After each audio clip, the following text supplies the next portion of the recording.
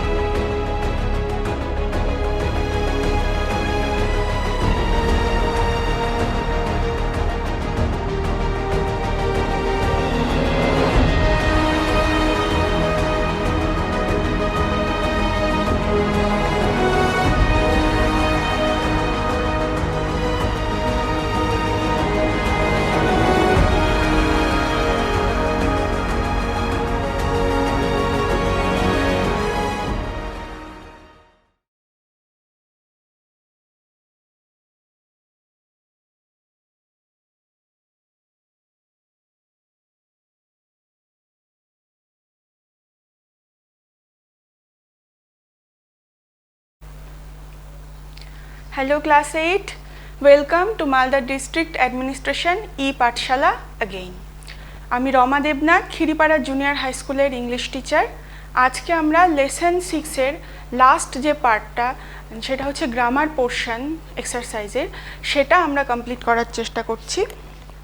আমরা লাস্ট ক্লাসে লেসন 6 এর কম্প্রিহেনশনের যে টেক্সটের যে কোয়েশ্চেন আনসার সেগুলো কমপ্লিট করে ফেলেছিলাম এবং গ্রামারের মধ্যে ইনফিনিটিভ এবং ফ্রেজ এই দুটো নিয়ে আলোচনা করেছিলাম।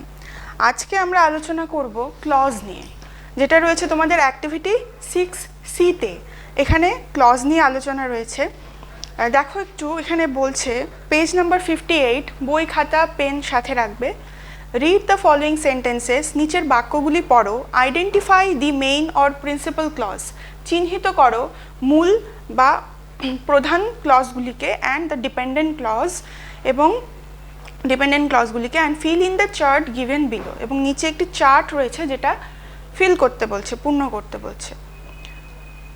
সেন্টেন্সগুলো আমরা একটু পড়ে নিই। Number 1, I know a man, আমি একটি মানুষকে চিনি, হু ইজ এ ডক্টর, যিনি হন একজন ডাক্তার।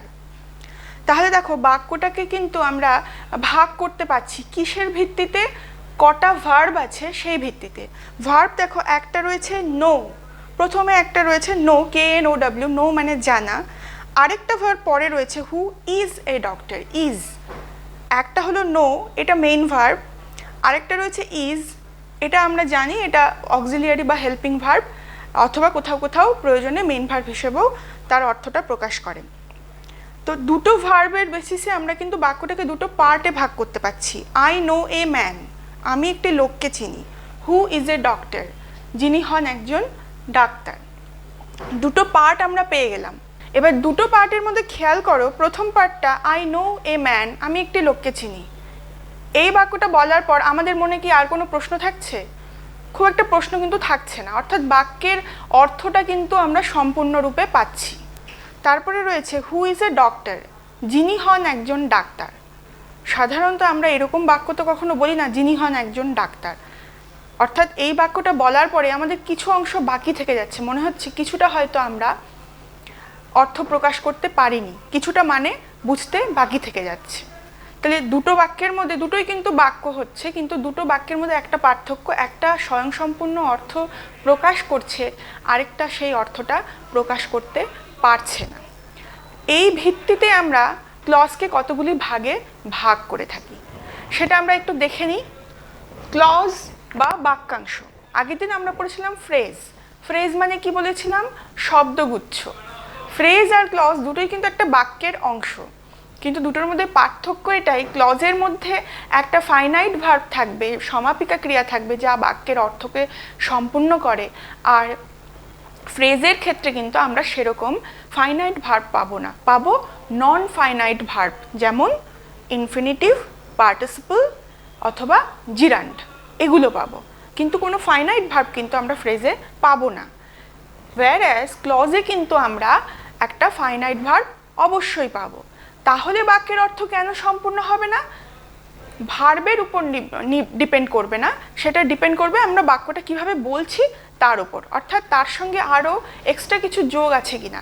যেমন দেখো ফার্স্ট সেন্টেন্সে হু কথাটা যোগ আছে, তো এই ধরনের কিছু শব্দ যোগ করে আমরা কিন্তু দুটো বাক্যকে যোগ করছি, যার ফলে একটা বাক্যকে আলাদা করলে আমরা হয়তো সম্পূর্ণ অর্থ পাচ্ছি, আরেকটা বাক্যকে আলাদা করলে কিছুটা আমাদের মনে প্রশ্ন থেকে যাচ্ছে, যেহেতু সম্পূর্ণ অর্থটা সে প্রকাশ করতে পারছে না। তো সেই জন্যই ক্লজকে আমরা বলছি বাক্যাংশ, বাক্যের অংশ, কারণ এর মধ্যে একটা ফাইনাইট ভার্ব আছে। আর ফ্রেজকে আমরা বলছি শুধুই শব্দ গুচ্ছ, কারণ সেখানে কোনো ফাইনাইট ভার্ব নেই। ক্লজকে আমরা ভাগ করছি তিনটি ভাগে। কি কি? একটা হলো মেইন বা প্রিন্সিপাল ক্লজ। প্রিন্সিপাল মানে প্রধান, তোমরা জানো এটা হচ্ছে মুখ্য। বাক্যের মধ্যে একটা মেইন ক্লজ থাকতেই হবে, যে কোনো বাক্য ছোট হোক বা বড় হোক তার মধ্যে একটা মেইন ক্লজ থাকতেই হবে, কারণ মেইন ক্লজই তো বাক্যের অর্থটা সম্পূর্ণ করে। এছাড়া দ্বিতীয়টা হচ্ছে সাবঅর্ডিনেট অথবা সাব ক্লজ অথবা ডিপেন্ডেন্ট ক্লজ। এটাকে আমরা বলছি ডিপেন্ডেন্ট। কেন ডিপেন্ডেন্ট? কারণ এ ডিপেন্ড করে, নির্ভর করে কার উপর? মেইন ক্লজের উপর।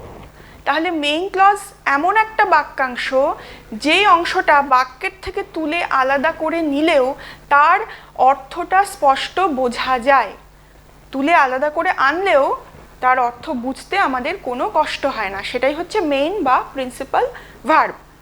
কিন্তু ডিপেন্ডেন্ট ক্লজ হলো এমন একটা অংশ বাক্যের যেই অংশটা তুলে আনলে তার মধ্যে আমরা ক্রিয়াপদটা তো অবশ্যই সমাপিকা ক্রিয়া পাচ্ছি, ফাইনাইট ভার্ব পাচ্ছি, কিন্তু বাক্যের অর্থটা কোথাও যেন একটু মনে হয় একটু অসঙ্গত, একটু অসম্পূর্ণ, এবং সেই অসম্পূর্ণটা সেটাকে পূর্ণ করতে গেলে আমাদেরকে ডিপেন্ড করতে হচ্ছে বা নির্ভর করতে হচ্ছে মেইন ক্লজ বা প্রিন্সিপাল ক্লজের ওপরে। তাই জন্য সেটাকে আমরা বলছি ডিপেন্ডেন্ট ক্লজ বা সাবঅর্ডিনেট ক্লজ, অথবা সংক্ষেপে আমরা সাব ক্লজও বলে থাকি। তাহলে এই যে এই ক্লজটা বাক্যের মধ্যে থাকতেও পারে বা নাও থাকতে পারে, কিন্তু এটা কিন্তু বাক্যে থাকতেই হবে, না হলে বাক্যই তৈরি হবে না, সম্পূর্ণ বাক্যই তৈরি হবে না। আর এই ক্লজটা যদি থাকে তাহলে এ সবসময় ডিপেন্ড করবে এর উপর। যেমন আমরা এই প্রথম বাক্যটা পড়ে দেখতে পেলাম, আই নো এ ম্যান, আমি একটি লোককে চিনি, হু ইজ এ ডক্টর। তাহলে এখানে আই নো এ ম্যান, এই বাক্যটা যেহেতু সম্পূর্ণ অর্থ আমরা বুঝতে পারছি, এটাকে আমরা বলতে পারি মেইন ক্লজ বা প্রিন্সিপাল ক্লজ। এইটুকু হয়ে গেল মেইন ক্লজ বা প্রিন্সিপাল ক্লজ। আর তারপরে রয়েছে হু ইজ এ ডক্টর। এই যে হু, যে হয় একজন ডাক্তার, হয় একজন ডাক্তার, এটুকু তো স্পষ্ট যে হু বা যে এই কথাটা ইন্ডিকেট করছে কাকে? এ ম্যানকে, এই নির্দেশ করছে এ ম্যানকে। তাহলে হু কথাটা নির্ভরশীল, এবং হু এর সঙ্গে বাকি যে অংশটুকু রয়েছে হু ইজ এ ডক্টর, এই পুরো অংশটুকুই নির্ভরশীল হয়ে রয়েছে এই অংশটার ওপরে। তাহলে এটা হয়ে গেল ডিপেন্ডেন্ট ক্লজ বা সাবঅর্ডিনেট ক্লজ। এটা হয়ে গেল মেইন ক্লজ, সম্পূর্ণ অর্থ প্রকাশ পাচ্ছে। আর এই অংশটা হু, যেটা কে জানতে হলে আমাদেরকে এই বাক্যটার প্রয়োজন পড়বে। এই যে হু, যে নির্ভর করছে এর উপরে, হু ইজ এ ডক্টর, যিনি হন একজন ডাক্তার, সেটা হলো ডিপেন্ডেন্ট ক্লজ, যে কিনা এই মেইন ক্লজটার উপরে ডিপেন্ড করছে। তাহলে আমরা বুঝতে পারলাম মেইন ক্লজ কি আর ডিপেন্ডেন্ট ক্লজ কি। সেই হিসেবে আমরা পরের সেন্টেন্সটাও পড়ে নেব। টেল মি, আমায় বলো। আমি যদি ছোট্ট করে বলি টেল মি, আমায় বলো, স্পষ্ট অর্থ, একদম স্পষ্ট, বুঝতে কোনো অসুবিধে হচ্ছে না। হু ওপেন দ্য ডোর, কে দরজাটি খুলেছিল? হু ওপেন দি ডোর, তাহলে এই অংশটা ডিপেন্ড করছে টেল মি এর উপরে। তাহলে আমরা টেল মিটা করব মেইন ক্লজ, আর হু ওপেন্ড দ্য ডোর, যিনি দরজাটি খুলেছিলেন, এটা হয়ে যাবে আমাদের সাব ক্লজ বা সাবঅর্ডিনেট ক্লজ বা ডিপেন্ডেন্ট ক্লজ। তোমরা ছকের মধ্যে বা চারটার মধ্যে এইভাবে লিখে নিতে পারো। এটা হলো main clause, tell me who open the door, যে দরজাতে খুলেছিল তার নামটা আমাকে বলো। 3 নাম্বার আছে শি ইজ দ্য গার্ল, সেই হলো সেই মেয়ে, হু always takes care of her friends. একই রকমভাবে শি ইজ দ্য গার্ল, সেই হলো সেই মেয়েটি, এটা হয়ে যাচ্ছে main clause. She is the girl, সেই হলো সেই মেয়েটি, who always takes care of her friends, যে সবসময় তার বন্ধুদের দেখাশোনা করে বা যত্ন নেয়। হু অলওয়েজ টেক্স কেয়ার, দেখো টেক্স ভার্বটা কিন্তু finite verb. Who always takes care of her friends, কিন্তু এই যে প্রথমে একটা হু রয়েছে, যার জন্য আমরা কিন্তু বাক্যটা সম্পূর্ণ অর্থ বুঝতে পারছি না। শুধু যদি এইটুকু বলি হু always takes care of the friends, যে সবসময় বন্ধুদের যত্ন নেয়, যে সবসময় বন্ধুদের যত্ন নেয়, সে কে? শি ইজ দ্য গার্ল, সে হলো সেই মেয়ে। তাহলে এটা মেইন ক্লজ, এটা হয়ে গেল সাব ক্লজ বা ডিপেন্ডেন্ট ক্লজ। 4 নম্বর we shall stay at home if it rains. We shall stay at home, আমরা বাড়িতেই থাকবো, কোনো প্রশ্ন নেই এইটুকুর মধ্যে। ইফ ইট রেইনস, যদি বৃষ্টি আসে, এইটুকু যদি বলি যদি বৃষ্টি আসে, তাহলে কি? সেটার উত্তর পাচ্ছি না। সেটার উত্তর পেতে গেলে আমাদেরকে মেইন ক্লজের উপর ডিপেন্ডেন্ট হতে হচ্ছে। তো সেই জন্য ইফ ইট রেইনসটা হয়ে যাবে ইফ ইট রেইনস, এটা হয়ে গেল ডিপেন্ডেন্ট ক্লজ। যদি বৃষ্টি হয়, এইটুকু হয়ে গেল ডিপেন্ডেন্ট ক্লজ। আর তার অর্থটা নির্ভর করছে এই মেইন ক্লজের উপর। মেইন ক্লজে আমরা বাকিটা বলে দেব। We shall stay at home, আমরা বাড়িতেই থাকবো। We shall stay at home, আমরা বাড়িতেই থাকবো। এই অংশটা হয়ে গেল মেইন ক্লজ। তাহলে আমাদের কাছে ক্লিয়ার হয়ে গেল একটা জিনিস, যে মেইন ক্লজটা কীরকম। মেইন ক্লজের মধ্যে অবশ্যই একটা ফাইনাইট ভার্ব থাকছে, সব ক্লজের মধ্যেই ফাইনাইট ভার্ব থাকছে, এবং সাথে সাথে সেই ভার্বটা যেমন অর্থটা সম্পূর্ণ রূপে প্রকাশ করবে নিজের অর্থটা, তেমনইভাবে সেই বাক্যাংশটুকুরও ক্লজটুকুরও সম্পূর্ণ অর্থ প্রকাশ করবে। সেটাই হলো মেইন ক্লজ বা প্রিন্সিপাল ক্লজ। এইটুকু বুঝতে আমাদের কোনো অসুবিধা নেই। নেক্সট যেটা বললাম সাব ক্লজ, এর অর্থটা আমাদের বুঝতে সামান্য একটু অসঙ্গতি থেকে যায়, অসম্পূর্ণতা থেকে যায়, যেটা আমাদের ডিপেন্ড করতে হয় মেইন ক্লজের উপর বোঝার জন্য। তাহলে সেটা হয়ে গেল সাব ক্লজ। এবার আসছি কোঅর্ডিনেট ক্লজ। কোঅর্ডিনেট ক্লজটা কিন্তু বেসিক্যালি মেইন ক্লজ। তাহলে পার্থক্যটা কি? মেইন ক্লজে একটা মেইন ক্লজও থাকতে পারে, দুটোও থাকতে পারে, কিন্তু যখন আমরা মেইন ক্লজ বলবো আমরা একটা একটা করে ভাগ করে করেই দেখাবো। তো সেই জন্য মেইন ক্লজে আমরা একটা মেইন ক্লজ দেখাচ্ছি, কিন্তু কোঅর্ডিনেট সেন্টেন্সের ক্ষেত্রে বা ক্লজের ক্ষেত্রে আমরা দেখব দুটো মেইন ক্লজ বা দুইয়ের বেশি মেইন ক্লজ যুক্ত হয়ে থাকে। সেই জন্য ওটাকে বলা হয় কোঅর্ডিনেট ক্লজ। এটা অনেকটা কম্পাউন্ড সেন্টেন্সের মতো। কম্পাউন্ড সেন্টেন্স যেরকম আমরা দুটো সেন্টেন্সকে যোগ করি অ্যান্ড, অর, বাট, সো এই শব্দগুলো দিয়ে, ঠিক সেইভাবেই কোঅর্ডিনেট ক্লজের ক্ষেত্রেও অ্যান্ড, অর,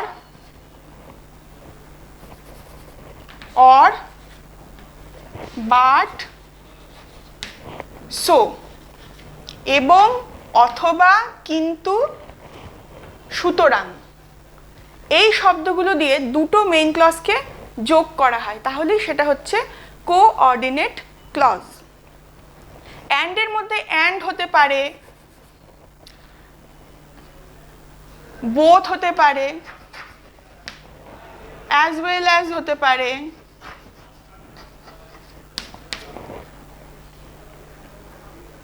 অরের মধ্যে হতে পারে, এলস হতে পারে,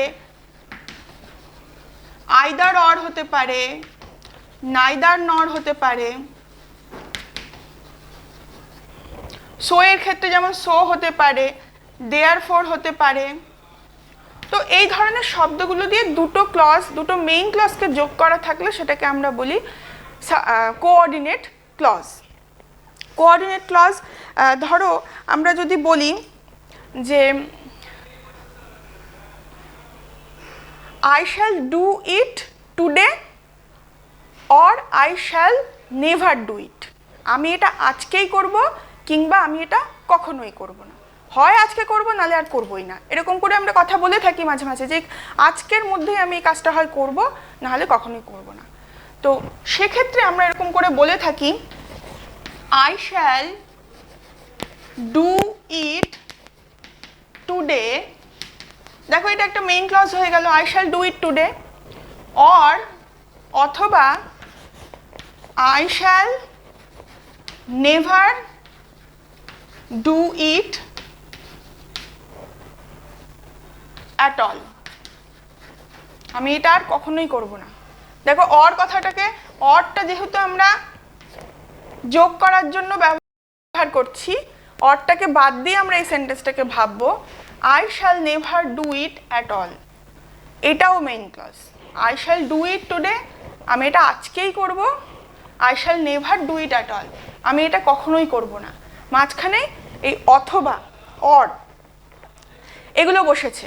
তো এই কনজাংশনগুলোকে যদি আমরা বাদ দিয়ে দিই, কনজাংশনগুলো না থাকলে তাহলে কিন্তু আমরা এই দুটো ক্লজকে একদম দেখব একদম ইন্ডিপেন্ডেন্ট ক্লজ, মানে ইন্ডিপেন্ডেন্ট বা মেইন বা প্রিন্সিপাল ক্লজ, এগুলো কোনো কিছুর উপর নির্ভর করছে না, দুটোরই পৃথক অর্থ রয়েছে।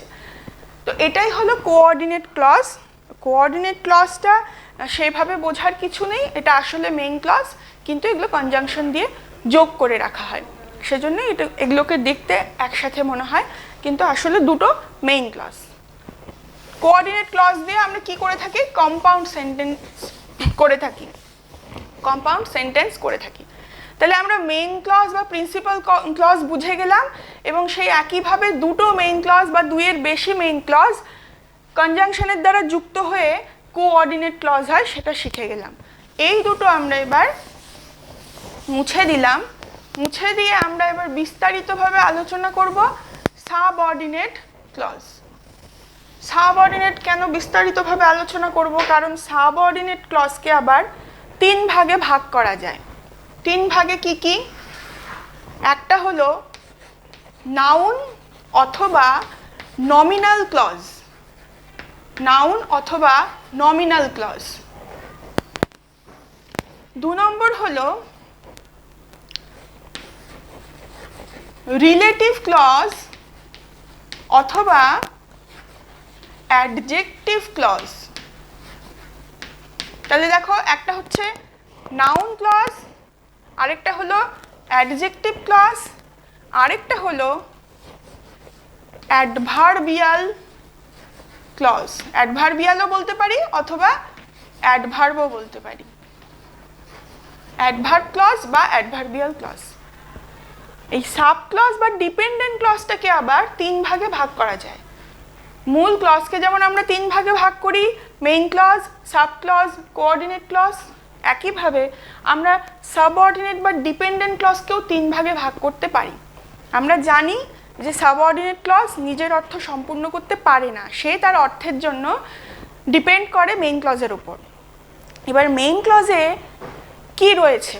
মেইন ক্লজের মধ্যে সাবজেক্ট থাকে, ভার্ব থাকে, অবজেক্ট থাকে, সবগুলোই থাকে।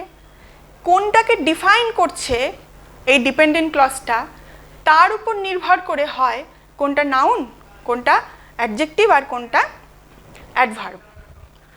ধরো মেইন ক্লজের মধ্যে একটা ভার্ব রয়েছে, সেই ভার্বটাকে ডিফাইন করার জন্য, সেই ভার্বটাকে কোয়ালিফাই করার জন্য বা ভার্বের সম্পর্কে কিছু বলার জন্য আরও কিছুটা অংশ আমি জুড়ে দিচ্ছি, সেই অংশটা এখানে হয়ে যাচ্ছে অ্যাডভার্বিয়াল ক্লজ, কারণ সে ভার্বটাকে কোয়ালিফাই করছে। যদি অবজেক্ট বা সাবজেক্টটাকে নাউন হিসেবে আমরা বুঝিয়ে থাকি, সেক্ষেত্রে আমরা কিন্তু নাউন ক্লজ বা নমিনাল ক্লজ ব্যবহার করি। আর যদি মেইন ক্লজের মধ্যে কোনো একটি শব্দকে, বিশেষ একটি শব্দকে কোয়ালিফাই করি এবং সেই শব্দটি যদি নাউন গোত্রীয় শব্দ হয়, নাউন বা প্রোনাউন গোত্রীয় শব্দ হয়, সেটাকে যদি আমরা ডিফাইন করার জন্য আরও কিছু বাক্যাংশ নিয়ে আসি, সেটা হয়ে যায় অ্যাডজেক্টিভ ক্লজ। কীরকমভাবে আমি বলে দিচ্ছি, একটা খুব সহজ উদাহরণ দিলে বুঝতে পেরে যাবে নাউন আর অ্যাডজেক্টিভ ক্লজটা। যেমন আমি যদি বলি আই নো এ ম্যান, তার মানে কি আমি একটি লোককে চিনি। এই কথাটাই আমরা একটু অন্যভাবে বলতে পারি, I know who he is. ব্যাপারটা অনেকটা একই রকম। আই নো এ ম্যান, আমি একটি লোককে চিনি, তার মানে কি আমি জানি যে সে কে, সে কেমন লোক সেটা আমি জানি। I know who he is. আরেকটা লিখতে পারি, আই নো দ্য ম্যান, আমি সেই লোকটাকে চিনি। এই যে আমি বললাম আই নো এ ম্যান, আমি সেই লোকটাকেই চিনি। হু হি ইজ, সে যে কেমন লোক তা আমি জানি। তাহলে দেখো, আই নো এ ম্যান, আইটা হলো সাবজেক্ট, নোটা হলো ভার্ব, এ ম্যান এটা হচ্ছে অবজেক্ট এবং নাউন। বাক্যের মধ্যে এটা হচ্ছে অবজেক্ট এবং এটা আসলে একটা কি, ম্যান হচ্ছে একটা noun. I know who he is কথাটা যখন লিখছি তখন এটা সাবজেক্ট, এটা verb, R who he is এই কথাটা কিন্তু এই নাউনটার বদলেই ব্যবহার হচ্ছে। এ ম্যানটা আমরা না লিখে তার বদলে লিখলাম হু হি ইজ। এই যে নাউনের বদলে এই কথাটা ব্যবহার হচ্ছে, এটা কিন্তু নাউন হিসেবেই বাক্যের মধ্যে কাজ করছে। কিরকম, I know who he is বাক্যের মধ্যে অবজেক্ট হিসেবে কাজ করছে। আমি জানি, এই যে এটা যেরকম একটা অবজেক্ট, এটাও কিন্তু একটা অবজেক্ট হিসেবেই কাজ করছে। তো এইভাবে যখন কোনো একটা সেন্টেন্সের মধ্যে এই ক্লজটা একটা অবজেক্ট হিসেবে কাজ করছে, একটা নাউনের মতো কাজ করছে, তখন সেটা হয়ে যাচ্ছে নাউন ক্লজ। আরেকটা উদাহরণ দিই, that he is very poor, that he is very poor, সে যে অত্যন্ত গরিব, is clear হয় পরিষ্কার। তাহলে সামথিং ইজ ক্লিয়ার, কোনো একটা বিষয় পরিষ্কার। কি বিষয় পরিষ্কার? That he is very poor, যে সে হয় অত্যন্ত দরিদ্র। তাহলে এই বাক্যে এটা হচ্ছে ভার্ব, এটা হলো অ্যাডজেক্টিভ, বা এখানে এটাকে আমরা ডিফাইন করার জন্য ব্যবহার করছি, কিন্তু এই অংশটা কিন্তু দেখো সাবজেক্ট হিসেবে কাজ করছে, বাক্যের একটা সাবজেক্ট হিসেবে কাজ করছে। তাহলে সাবজেক্টটা কি? That he is very poor is clear, এই ব্যাপারটা পরিষ্কার। That he is very poor is clear, এই ব্যাপারটা খুব পরিষ্কার যে সে ভীষণ দরিদ্র। তাহলে এটা হলো সাবজেক্ট হিসেবে কাজ করছে, যেটা একটা নাউনের মতো কাজ করছে। তাহলে বাক্যের মধ্যে অবজেক্ট হিসেবে কাজ করছে, সেটাও নাউন ক্লজ। বাক্যের মধ্যে সাবজেক্ট হিসেবে কাজ করছে, সেটাও একটা নাউন ক্লজ হিসেবেই আমরা দেখতে পাচ্ছি। তো এইভাবে নাউন ক্লজগুলো আমরা সাধারণত দেখব কিছু কিছু WH ওয়ার্ড ইউজ করছে, অথবা দ্যাট কথাটা ব্যবহার করা হচ্ছে, কিংবা ইফ কথাটাও ব্যবহার হতে পারে, ইফ বা whether। He is not sure whether they will come। তো বাক্যের মধ্যে এই অংশটা কিরকম ভাবে ব্যবহার হচ্ছে? He is not sure whether he will come, whether he will come, কোন ব্যাপারটা নিয়ে সে নিশ্চিন্ত নয়, সে আসবে কিনা, whether he will come, এই অংশটুকুও নাউন ক্লজ হিসেবে বাক্যের মধ্যে ব্যবহার হচ্ছে। তাহলে নাউন ক্লজ বা নমিনাল ক্লজ মানে বাক্যের মধ্যে সেই অংশটা নাউন হিসেবে ব্যবহার হচ্ছে। এবার আসছি অ্যাডজেক্টিভ ক্লজে। অ্যাডজেক্টিভ ক্লজ বুঝতে গেলে আমরা এই বাক্যটা দেখে নিব। এই বাক্যটা যেমন বলেছি আমি জানি সে কে, এই বাক্যটাতেও আমি বলেছি আমি সেই লোকটিকে জানি যে সে কে। একই কথা, কিন্তু আমি একটু অন্যভাবে বললাম। কিভাবে বললাম? আই নো, আমি জানি, দ্য ম্যান ওই লোকটিকে, হু হি ইজ, সে কে। তাহলে এ কোয়ালিফাই করছে এই অংশটাকে, দ্য ম্যান। তাহলে দ্য ম্যানটা হচ্ছে এখানে একটা নাউন, ম্যান হলো নাউন। আর ম্যানটা কেমন, হু হি ইজ, সে কে, সে কেমন।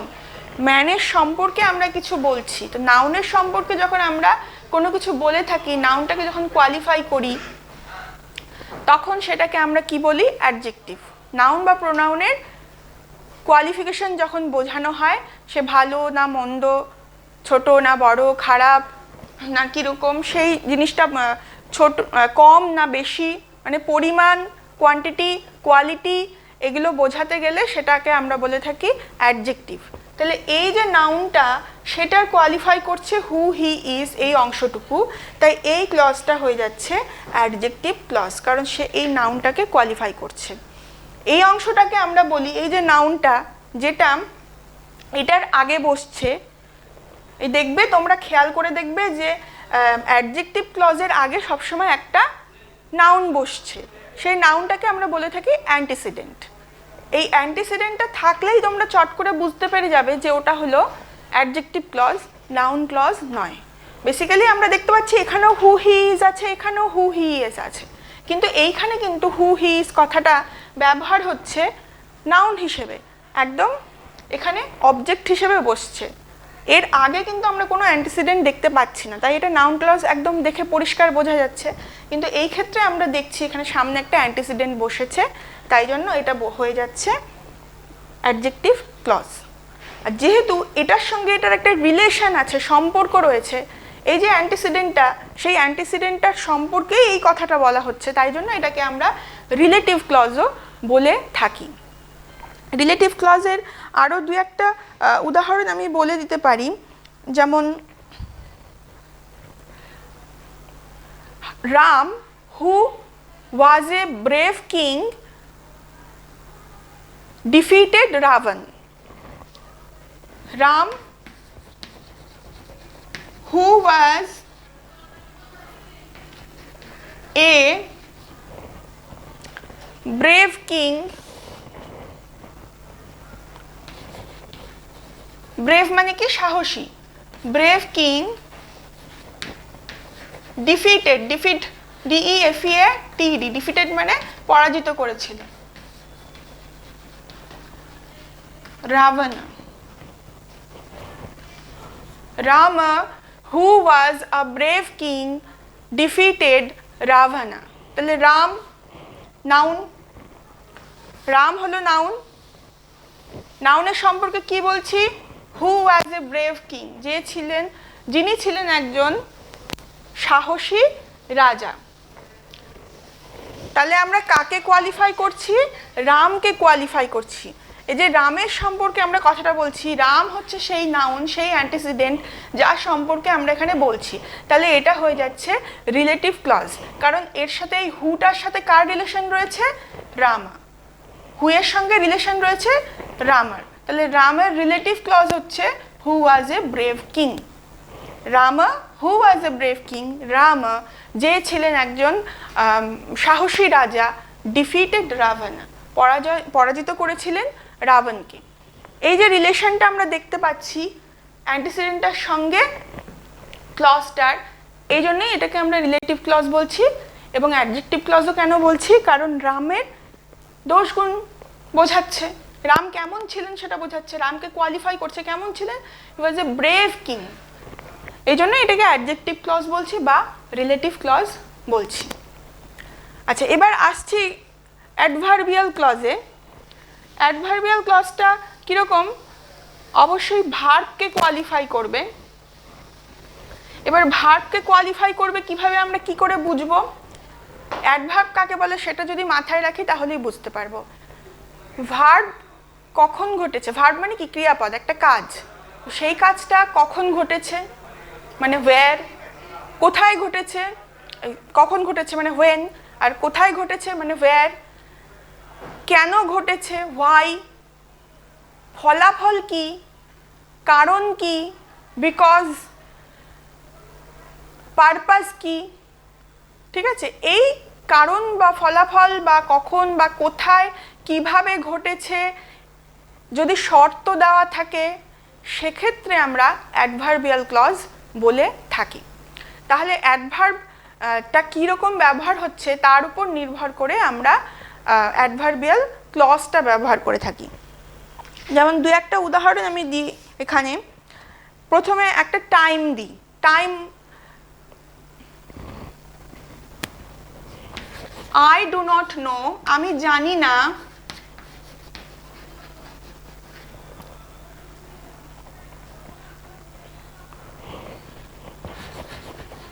the time of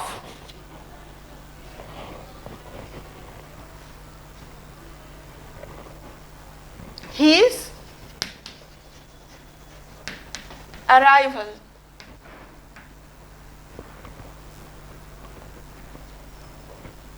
দেখো এখানে একটাই ক্লজ আছে, I do not know the time of his arrival, তা আমি তার আসার সময়টা জানি না। এখান থেকে যদি আমরা অ্যাডভার্বিয়াল ক্লজ করতে চাই আমি কি লিখব? I do not no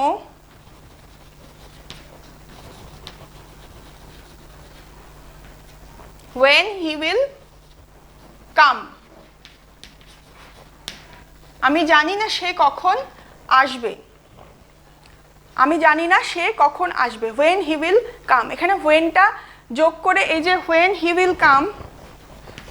will come এটা হয়ে যাচ্ছে অ্যাডভার্ব ক্লজ বা অ্যাডভার্বিয়াল ক্লজ। আরও একটা আমরা বলতে পারি যে they left the place, তারা সেই জায়গাটি ছেড়ে চলে গিয়েছিল, before I came, they left the place, তারা সেই জায়গাটি ছেড়ে চলে গিয়েছিল, they left the place। এটা হয়ে গেল main clause, before I came,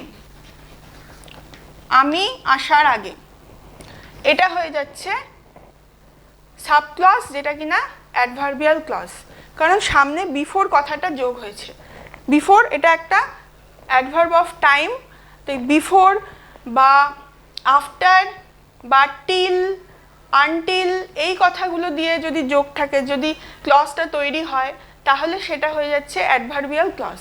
when, before, after, till, until এই শব্দগুলো দিয়ে যে ক্লজগুলো তৈরি হচ্ছে সেগুলো হয়ে যাচ্ছে অ্যাডভার্বিয়াল ক্লজ।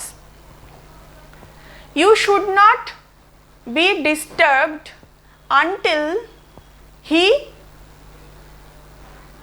beats you, যতক্ষণ না সে তোমাকে মারছে ততক্ষণ তুমি অতটা বিরক্ত হয়েও না। You should not be disturbed, তোমার বিরক্ত হওয়া উচিত নয়, until he beats you severely, যতক্ষণ না সে তোমাকে প্রচণ্ডভাবে মারছে। বা till they reach the station the train left, যতক্ষণে তারা স্টেশনে পৌঁছেছিল ততক্ষণে ট্রেনটি চলে গিয়েছিল। বা when the train came to the station they were standing there, when they came to the station যখন তারা স্টেশনে এসেছিল, they were standing there তারা সেখানে দাঁড়িয়েছিল। তাহলে they were standing there এটা মেইন ক্লজ, আর when they came to the station যখন তারা স্টেশনে এসেছিল সেটা হয়ে যাচ্ছে adverbial clause, when they came to the station। এটা হচ্ছে টাইমের উপরে গেল অ্যাডভার্বিয়াল ক্লজ। এবার যদি কারণ থাকে তাহলে কি হবে? আমরা সাধারণত সৎ লোককে পছন্দ করে থাকি, তাহলে আমরা বলতে পারি আমি তোমাকে পছন্দ করি কারণ তুমি সৎ। I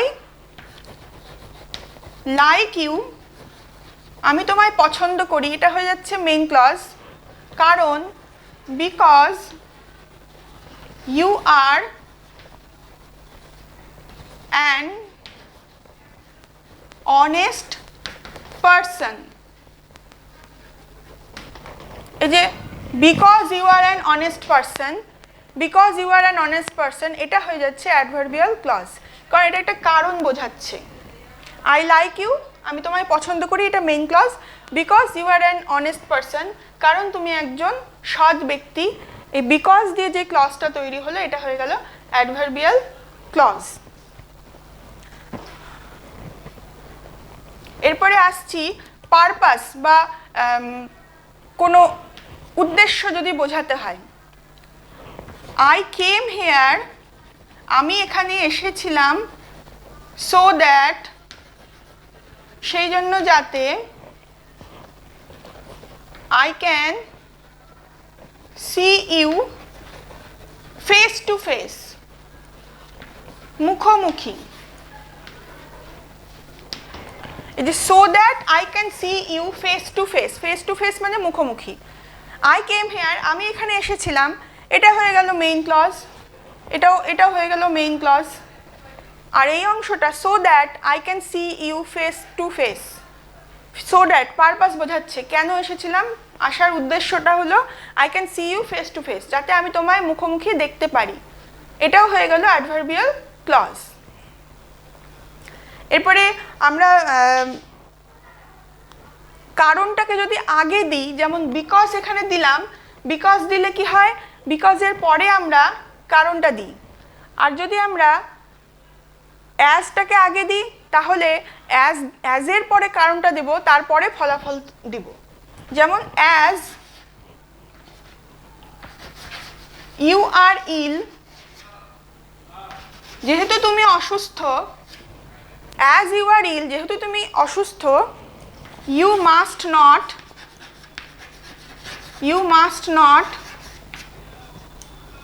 shout, you must not shout, তোমার চিৎকার করা উচিত নয়, এটা হয়ে যাচ্ছে মেইন ক্লজ। আর অ্যাজ ইউ আর ইল, যেহেতু তুমি হও অসুস্থ, এই অংশটা হয়ে যাচ্ছে অ্যাডভার্বিয়াল ক্লজ বা সাব ক্লজ বা অ্যাডভার্বিয়াল ক্লজ। কোন ধরনের সাব ক্লজ না অ্যাডভার্বিয়াল ক্লজ, এখানেও একটা কারণটাকে বোঝাচ্ছে।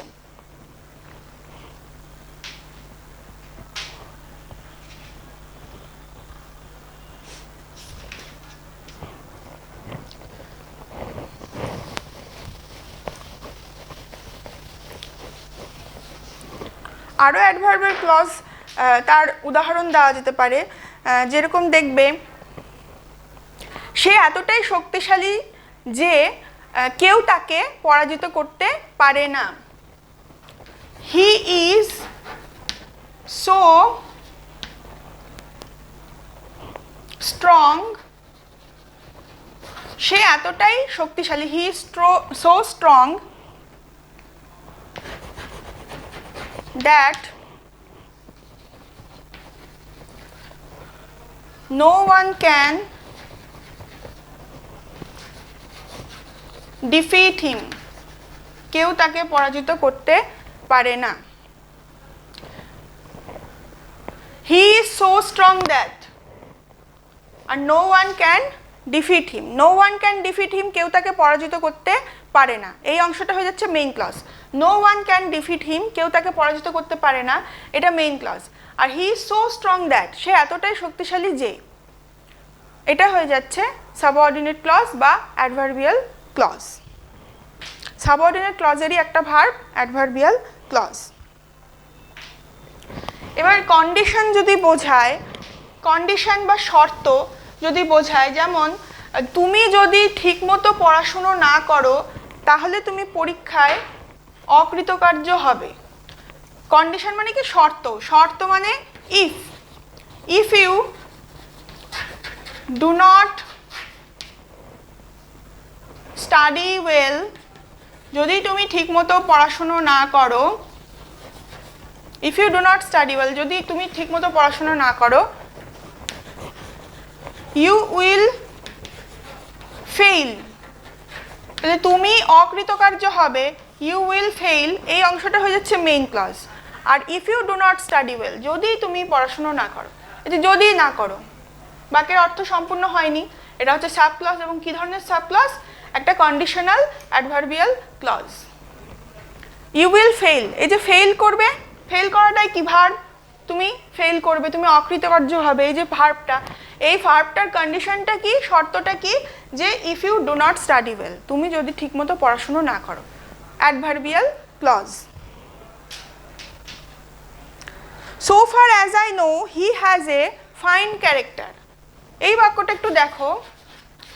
So far as I know he is a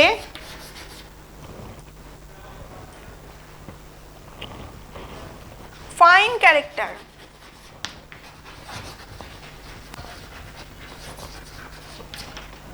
তাহলে he is a fine character, সে একটি খুব ভালো মানুষ বা ভালো চরিত্রের মানুষ, সে একটি খুব ভালো বা ভালো চরিত্রের মানুষ। এখানে কোনো প্রশ্ন নয়, এটা main clause. So far as I know, যতদূর আমি জানি, যতদূর আমি জানি, এই অংশটা হয়ে যাচ্ছে অ্যাডভার্বিয়াল ক্লজ। এটা অ্যাডভার্বিয়াল ক্লজ। এটাও একটা কিন্তু কি বলবো, একটা মন্তব্য করা বা একটা সত্য জানানো। কি জানানো? আমার জানা সম্পর্কে, that he is a fine character, এই যে সে হয় একটি ভালো মানুষ বা ভালো চরিত্রের মানুষ। So far as I know, যতদূর আমি জানি, এই জানাটা so far as I no, এই অংশটা একটা অ্যাডভার্বিয়াল ক্লজ। জানাটার একটা শর্ত সাপেক্ষে বা এখানে একটা সত্য বোঝাতে গিয়ে বলছে যতদূর আমি জানি। আচ্ছা, আর কি ধরনের হতে পারে? অ্যাডভার্ব অফ ম্যানার হতে পারে, কিভাবে হচ্ছে।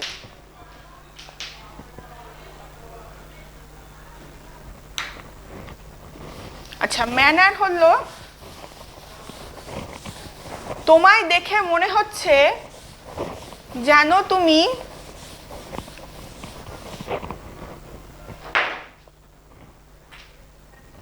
কিছুই বোঝো না।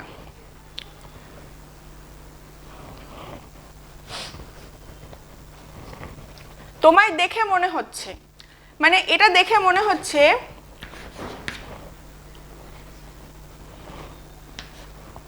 ইট সিমস, মনে হয় ইংরেজি ইট সিমস, অ্যাজ ইফ, যেন, you do not understand anything,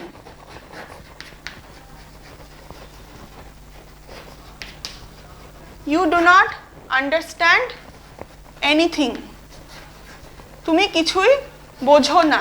you do not understand anything, you do not understand anything, তুমি কিছুই বোঝো না। Main clause.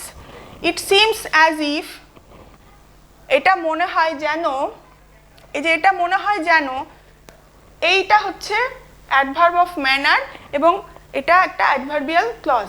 এটা মনে হয় যেন, কি মনে হয়? Main clause, you do not understand anything. তাহলে এবার একটু আমরা ব্যাপারটা সামারাইজ করে নিই। ক্লজ মানে বাক্যাংশ, বাক্যের একটা অংশ যার মধ্যে অবশ্যই একটা ফাইনাইট ভার্ব থাকবে, এবং সেই ক্লজকে আমরা দেখছি তিন ভাগে ভাগ করছি। একটা হচ্ছে মেইন ক্লজ, একটা হলো ডিপেন্ডেন্ট ক্লজ, আর একটা হলো কোঅর্ডিনেট ক্লজ। মেইন ক্লজ আর কোঅর্ডিনেট ক্লজ বেসিক্যালি সেম, দুটো বা দুইয়ের বেশি মেইন ক্লজ নিয়ে কোঅর্ডিনেট ক্লজ তৈরি হয়, যেটা যোগ হয় কনজাংশনের দ্বারা। কি কি conjunction? And, or, but, so, এগুলো দিয়ে, এবং, অথবা, কিন্তু, সুতরাং, এই ধরনের শব্দগুলো দিয়ে দুটো মেইন ক্লজ যখন যোগ হয় তখন কোঅর্ডিনেট সেন্টেন্স। আর মেইন ক্লজ কি? মেইন ক্লজ খুব সহজ। মেইন ক্লজের মধ্যে সাবজেক্ট থাকছে, ভার্ব থাকছে, অবজেক্ট থাকছে, বেসিক যেরকম একটা সেন্টেন্স তৈরি হয় সেরকমই থাকছে, এবং সবথেকে বড় কথা সেটার অর্থটা সম্পূর্ণ হচ্ছে, আমাদের মনের মধ্যে কোনো প্রশ্ন থাকছে না। এটাই হচ্ছে মেইন ক্লজ। তাকে তার অর্থ প্রকাশ করার জন্য অন্য কোনো শব্দ, শব্দগুচ্ছ বা বাক্যাংশের উপরে নির্ভর করতে হয় না, সেটাই হচ্ছে মেইন ক্লজ। এবার সাব ক্লজ বা ডিপেন্ডেন্ট ক্লজ যেটা আছে সেটার কতগুলি ভাগ আমরা পড়লাম। সেই ভাগগুলো কি কি? একটা হচ্ছে নাউন ক্লজ বা নমিনাল ক্লজ, 2 নম্বর হলো অ্যাডভার্বিয়াল ক্লজ বা অ্যাডভার্ব ক্লজ, আর 3 নম্বর হচ্ছে অ্যাডজেক্টিভ ক্লজ বা রিলেটিভ ক্লজ। এটা আমরা কি করে বুঝবো? বাক্যের মধ্যে কোন অংশে কিভাবে তার ব্যবহার হচ্ছে তার উপর নির্ভর করে। কখনো কখনো ক্লজটা শুরুতে আমরা ব্যবহার করে থাকি। সাধারণত নাউন ক্লজের ক্ষেত্রে আমরা দেখি দ্যাট দিয়ে বা ইফ দিয়ে ক্লজগুলো বেশি ব্যবহার হয়, বা কিছু কিছু ক্ষেত্রে হু, হোয়েন, হু বা হোয়ার এগুলো ব্যবহার হয়। আর অ্যাডজেক্টিভ ক্লজের ক্ষেত্রে এই শব্দগুলো তো অবশ্যই ব্যবহার হয়, WH ওয়ার্ড দিয়ে শুরু হয় ক্লজগুলো সাধারণত, বেশিরভাগ ক্ষেত্রে। মানে যতগুলো অ্যাডজেক্টিভ ক্লজ দেখবে প্রায় 90%ই তোমরা দেখবে যে WH ওয়ার্ড দিয়ে শুরু হচ্ছে।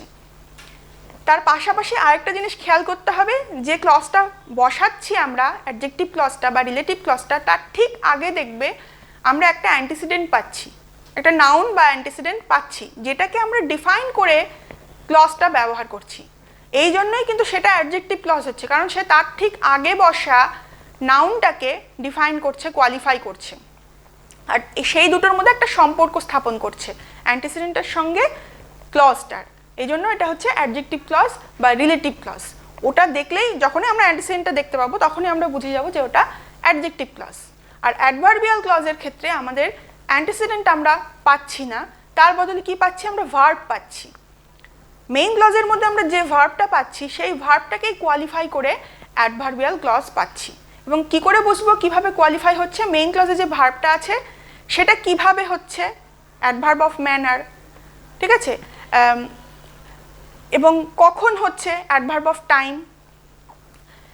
ধরো একটি কাজ হবে, সেটা কখন হবে আমি জানি না, I do not know the time when he will come, বা I do not know when he will come, I do not know when he will come. এই যে অংশটা, এই যে টাইমটা বোঝাচ্ছে, বা they came after my arrival, বা after I came, they came after I came, বা ধরে নাও যে when he will come I shall not be there, যখন সে আসবে আমি সেখানে আর থাকবো না। এই যে সময়গুলো বোঝাচ্ছে, যদি কারণ বোঝায় অ্যাজ বা বিকজ এইভাবে থাকে তাহলে সেটা অ্যাডভার্বিয়াল ক্লজ, যদি ম্যানার বোঝায় সো অ্যাজ বা অ্যাজ ইফ এরকম থাকে তাহলে সেটা অ্যাডভার্বিয়াল ক্লজ, যদি কন্ডিশন বোঝায় ইফ বা ওয়েদার দিয়ে, শুধু কন্ডিশন বোঝালেই হবে না, কন্ডিশনের সঙ্গে আমরা দেখব ভার্বটাও থাকছে, ভার্বটার উপরে কন্ডিশনটা ডিপেন্ডেন্ট, তখন সেটা হয়ে যাচ্ছে adverbial clause, adverb of reason, adverb of manner, adverb of condition, এই সমস্ত ক্ষেত্রে আমরা সেগুলো দেখছি অ্যাডভার্বিয়াল ক্লজ। তো মূল আমরা যদি আমাদেরকে আইডেন্টিফাই করতে হয় যে কোনটা কী ক্লজ, আমাদেরকে সরাসরি এটাই দেখতে হবে যে ক্লজটা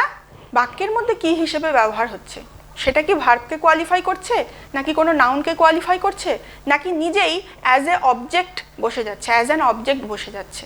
যদি অ্যাজ অ্যান অবজেক্ট বসে যায় তাহলে সেটা নাউন ক্লজ, যদি অ্যাজ অ্যান অবজেক্ট বসে যায় বা সাবজেক্ট হিসেবে বসে যায় তাহলে কিন্তু সেটা নাউন ক্লজ। যে ক্লজটা আমরা লিখছি, সাব ক্লজটা, ডিপেন্ডেন্ট ক্লজটা, সেটা যদি বাক্যের মধ্যে সাবজেক্ট হিসেবে বসে অথবা অবজেক্ট হিসেবে বসে তাহলেই বুঝে যাবো যে সেটা নাউন ক্লজ। আর যদি সেটা বাক্যের কোনো একটি নাউনকে কোয়ালিফাই করে বা ডিফাইন করে তাহলে সেটা অ্যাডজেক্টিভ ক্লজ। আর যদি সেটা ভার্বকে কোয়ালিফাই করে, অর্থাৎ মেইন ক্লজের মধ্যে যে ক্রিয়াপদটা রয়েছে, ভার্বটা রয়েছে, সেটার সম্পর্কে যদি বোঝাতে চায়, সেটা কখন হয়েছিল, কিভাবে হয়েছিল, কেন হয়েছিল, কোন শর্তে হয়েছিল, সেটা যদি বোঝাতে চায় তাহলে কিন্তু সেটা অ্যাডভার্বিয়াল ক্লজ। তাহলে এটা ধীরে ধীরে আমরা অভ্যেস করতে করতে যত প্র্যাকটিস করব আমাদের কাছে সেটা আরও ক্লিয়ার হয়ে যাবে, পরিষ্কার হয়ে যাবে। অ্যাক্টিভিটি 6C কিন্তু আমাদের হয়ে গেল, এর সাথেই আমাদের লেসন 6টাও শেষ হয়ে গেল। আশা করি মোটামুটি আমরা বুঝতে পেরেছি। বাড়িতে একটু অভ্যেস করবে, তাহলে বাকিটাও তোমরা বুঝে যাবে। ঠিক আছে।